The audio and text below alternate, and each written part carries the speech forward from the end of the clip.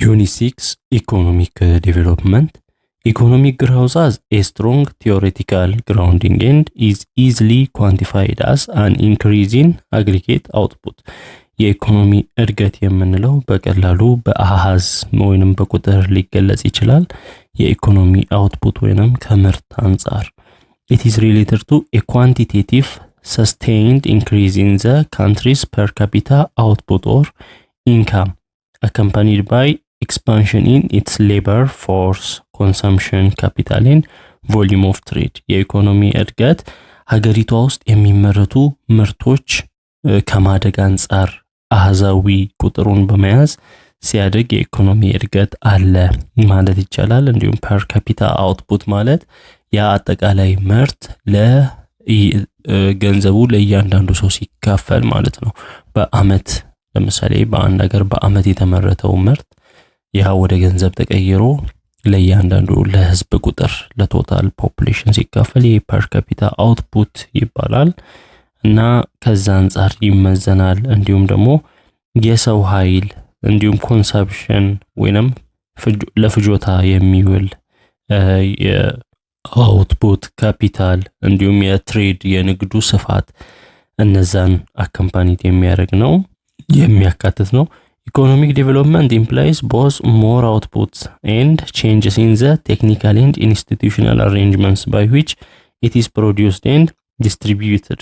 የኢኮኖሚ ልማት የምንለው ወይንም ዴቨሎፕመንት የምንለው ደግሞ አንደኛ ኢኮኖሚክ ግሮዝ የያዘውን አውትፑት የሚይዛል። ከዛ በተጨማሪም ምርቱ የሚመረትበትን እንዲሁም የሚሰራጭበትን ሁኔታ ቴክኒካል ኢንስቲትዩሽናል አሬንጅመንትም ለውጥን የነዛን ነገሮች ለውጥ ከግንዛቤ ውስጥ ያስገባል።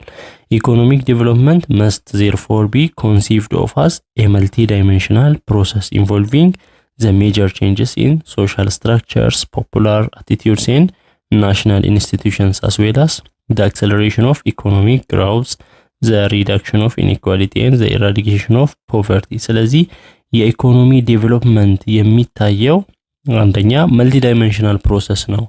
የሆነ የኢኮኖሚ እድገት ወይንም የምርት ማደግን ብቻ ሳይሆን የሚያየው እንደዚህ ተቋማዊ ለውጦችን እንዲሁም እድገትን የኢኮኖሚ እድገትንም ይጨምራል። ነገር ግን ሶሻል ስትራክቸር አወቃቀሩ ነገሮች የሚሰሩበትን መንገድም ከግንዛቤ ውስጥ ያስገባል። የድህነት ቅነሳንም እንዲሁም አለመመጣጠንን የገቢ አለመመጣጠንን በመቀነስ ዘርፈ ብዙ ነው ኢኮኖሚክ ዴቨሎፕመንት ስንል። ኢኮኖሚክ ዴቨሎፕመንት without economic growth is almost inconceivable. ኢኮኖሚክ ዴቨሎፕመንት ያለ ኢኮኖሚክ ግሮዝ የማይታሰብ ነው። ስለዚህ ኢኮኖሚክ ዴቨሎፕመንት ሲባል ኢኮኖሚክ ግሮዝን ይይዝና ኢኮኖሚክ ግሮዝ የአውትፑት ማደግ ብቻ ነው ብለናል። ያንን ይዝና ከሱ በተጨማሪ ደግሞ ሌሎች ለውጦችንም ድህነት ቅነሳ ምናምን ሊሆን ይችላል እነዛን የሚያጠቃልል ነው። በደንብ ጠለቅ ብለን ስንገባ እናያለን።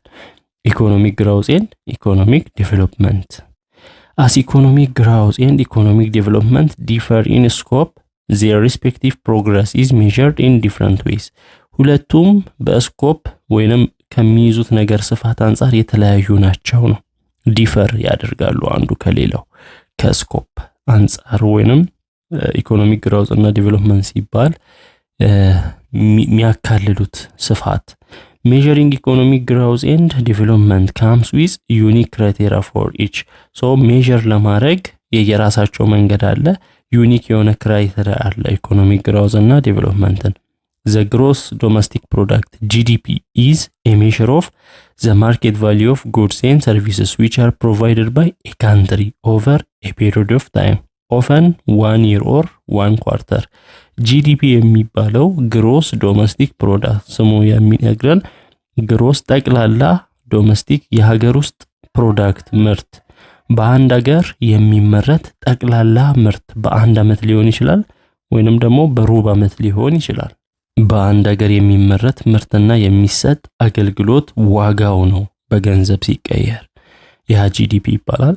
The GDP is calculated by estimating the gross output of goods and services by the country and subtracting the intermediate consumption or the cost of materials and services used to produce the goods or services sold.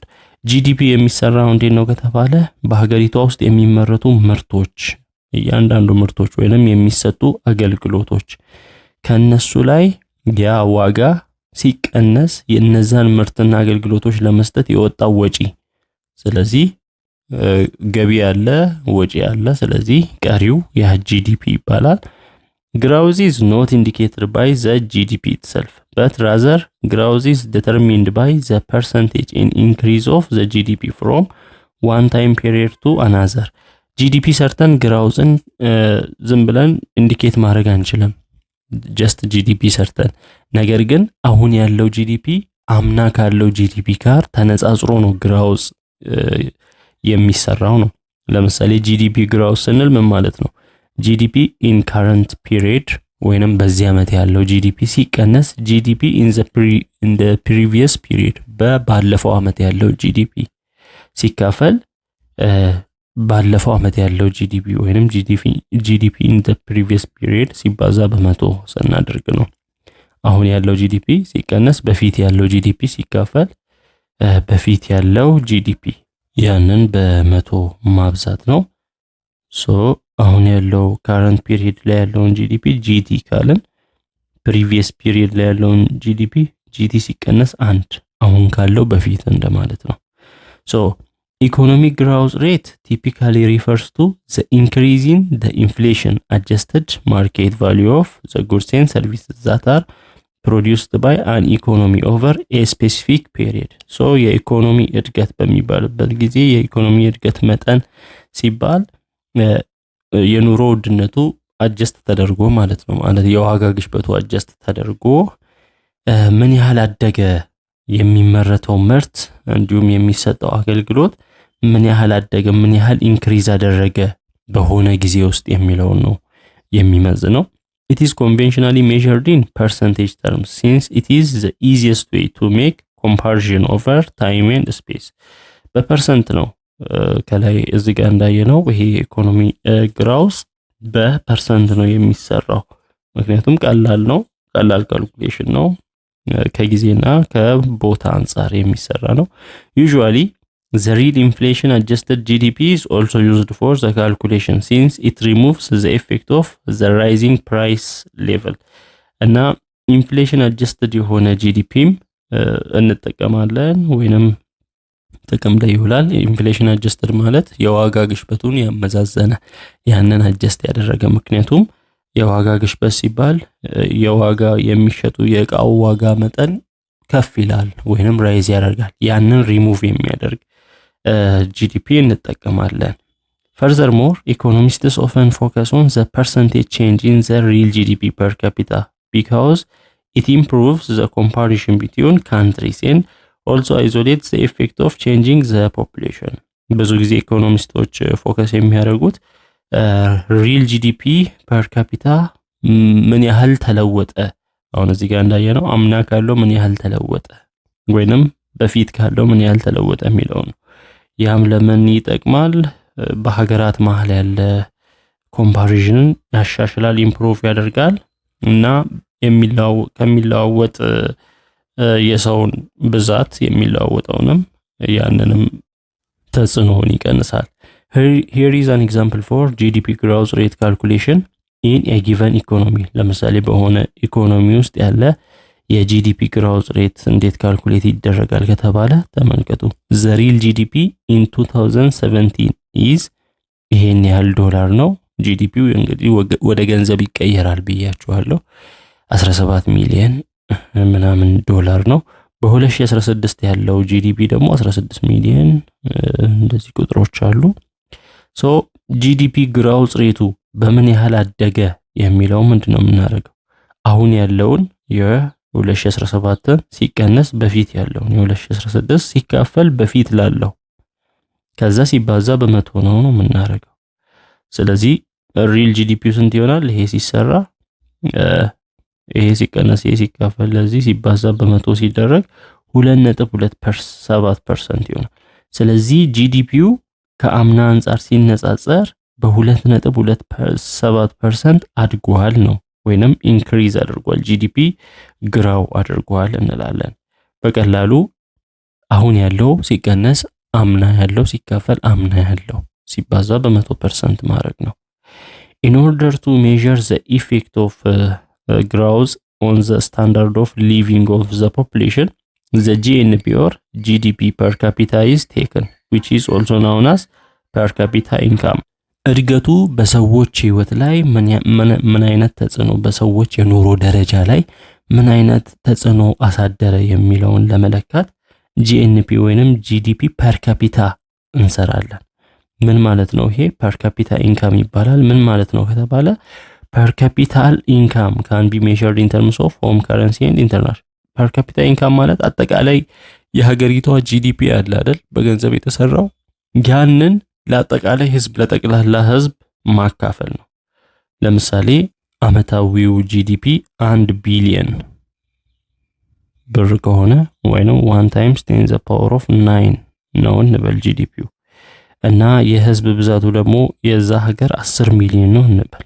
10 ሚሊዮን ማለት 10 times 10 to the power of 6 ነው ወይንም 10 to the power of 7 10 10 to the power of 6 ከሆነ ፐር ካፒታ ኢንካም ስንት ይሆናል ከተባለ ስንት ይሆናል? 10 ስኩዌር ወይንም 100 ነው የሚሆነው። 9 ሲቀነስ 7 10 to the power of 2 100 ነው። ያ ማለት ለእያንዳንዱ ሰው 100 ብር ይደርሳል እንደማለት ነው አመታዊ ጂዲፒ ሲካፈል። ያንን ነው የሚያሳየው። በጂዲፒ ይሄ ፐር ካፒታ ኢንካም በምን ሊሰራ ይችላል ከተባለ በሀገር ውስጥ ገንዘብ ከረንሲ፣ በኢትዮጵያ ከሆነ በብር ሊሰራ ይችላል። ወይንም ደግሞ ፎር ኢንተርናሽናል ኮምፓሪዥንስ ዓለም አቀፍ ንጽጽር ለማድረግ ከተፈለገ ደግሞ በፎሬን ካረንሲ በውጭ ምንዛሪ በብዙ ጊዜ በዶላር ይደረጋል። ኢኮኖሚክ ዴቨሎፕመንት ኦን ዘ አዘር ሃንድ ኢዝ a process where there is improvement in the lives of all people in the country. ወደ ኢኮኖሚክ ዴቨሎፕመንት ስንመጣ እንግዲህ ግራውስን ስናይ አሃዙን ነው፣ አሃዛዊ ነገሩን ነው ያየን ያለነው። እስካሁን ኢኮኖሚክ ግራውስ እየነገረን ያለው አመታዊ ምርት ማደግን ነው። ኢኮኖሚክ ዴቨሎፕመንት ላይ ስንመጣ ግን የሰው ህይወት ከመሻሻል ጋር ይያያዛል ነው።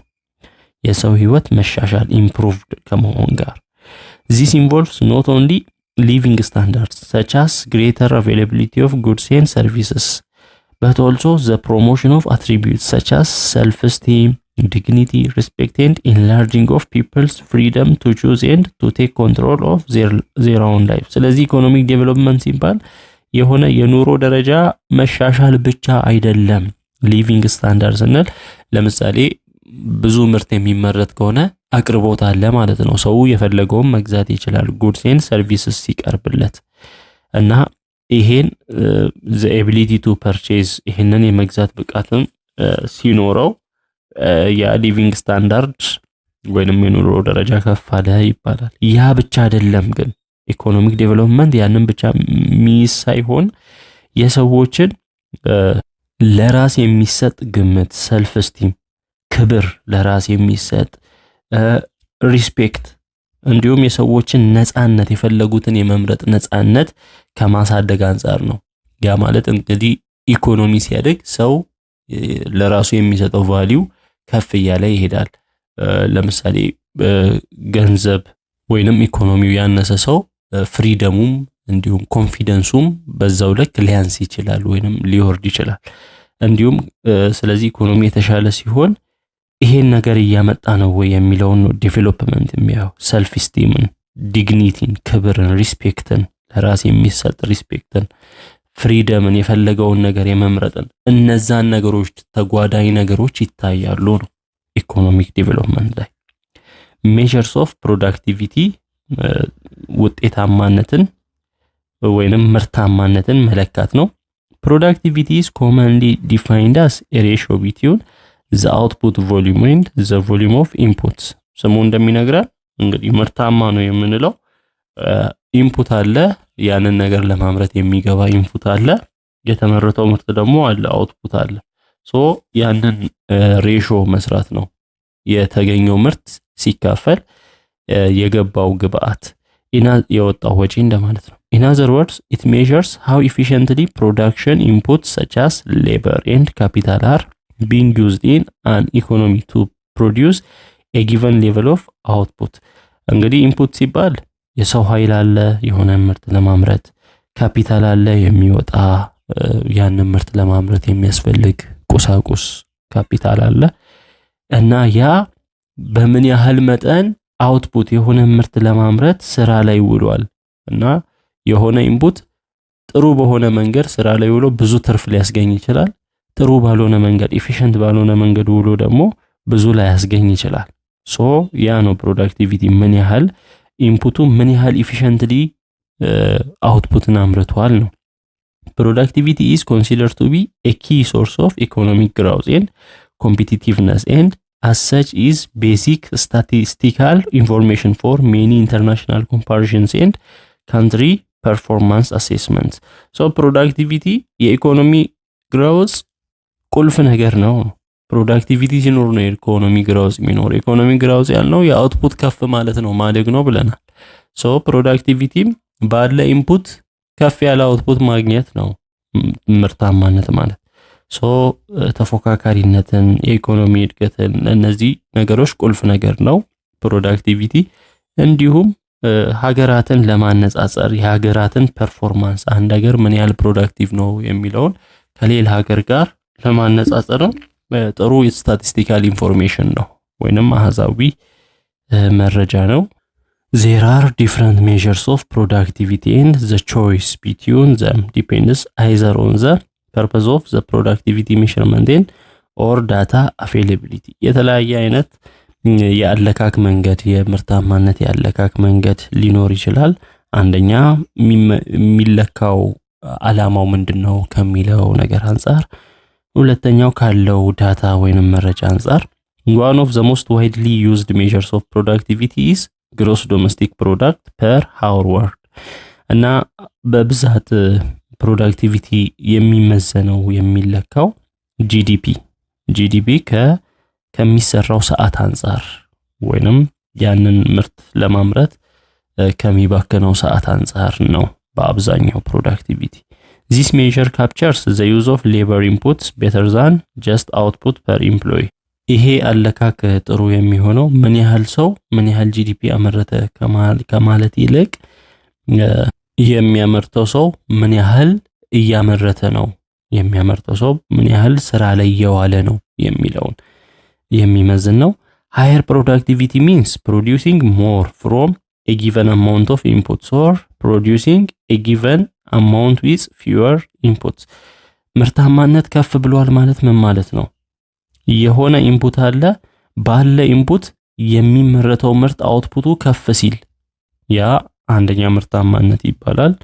ወይም ደግሞ አነስተኛ ግብአት ወይንም ኢንፑት ተጠቅሞ ድሮም የሚመረተውን ያህል እንዲመረት ማድረግ፣ ያ ማለት ኢንፑት መቀነስ። ፕሮዳክቲቪቲ አውትፑት ኦቨር ኢንፑት ነው። ወይንም የሚመረት ምርት የተመረተው ምርት ሲካፈል ያንን ምርት ለማምረት የሚገባ ግብአት ነው። ስለዚህ አንደኛ ፕሮዳክቲቪቲ ወይ አውትፑቱን ከፍ ማድረግ ነው ወይ ደግሞ ኢንፑቱን ዝቅ ማድረግ ነው ፕሮዳክቲቪቲን ጥሩ የሚያደርገው ከፍ የሚያደርገው። ያ ማለት ተመሳሳይ ግብአት እየተጠቀምን የሚመረተው ምርት ከፍ ካለ እሱ ፕሮዳክቲቪቲ ይባላል፣ ምርታማነት ይባላል። አሊያም ደግሞ ተመሳሳይ ምርት እየተመረተ የሚመረተው መጠን ተመሳሳይ ሆኖ ኢንፑቱን ማሳነስ፣ ይሄም ፕሮዳክቲቪቲ ይባላል። ባነሰ ኢንፑት ባነሰ ግብአት መጀመሪያም የሚመረተው ምርት እንትን ማድረግ። ለምሳሌ አንዱን ሳይድ ብንወስድ 5 ተቀጣሪ ካለ በ5 ተቀጣሪ 10 የሆነ 10 ምርት የሚመረት ከሆነ ወደ 20 ካሳደግን ምን ሆነ ማለት ነው? ፕሮዳክቲቪቲ ምርታማነቱ ከፍ አለ ማለት ነው።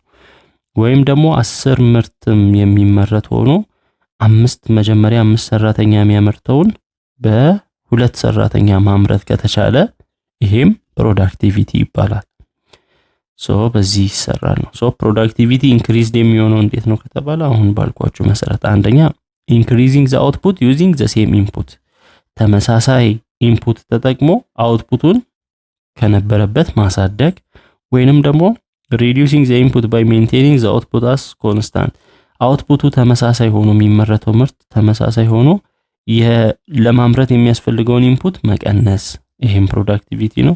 ወይንም ደግሞ increasing the output to a maximum extent with a smaller increase in input ኢንፑቱን ለምሳሌ 5 ሰው 10 ምርት የሚያመርት ከሆነ 6 ሰው 18 ምርት እንዲያመርት ከተደረገ ምንድነው ኢንፑቱን የተወሰነ በመጨመር አውትፑቱን ደግሞ በጣም መጨመር ዋናው በቃ አውትፑቱ ከፍ እንዲል ነው የተፈለገው ይሄም ፕሮዳክቲቪቲ ይባላል። output is measured by gross national product or gross domestic product የአንድ ሀገር አውትፑት በግሮስ ናሽናል ፕሮዳክት ወይንም በግሮስ ዶሜስቲክ ፕሮዳክት ሊመዘን እንደሚችል አውርተናል።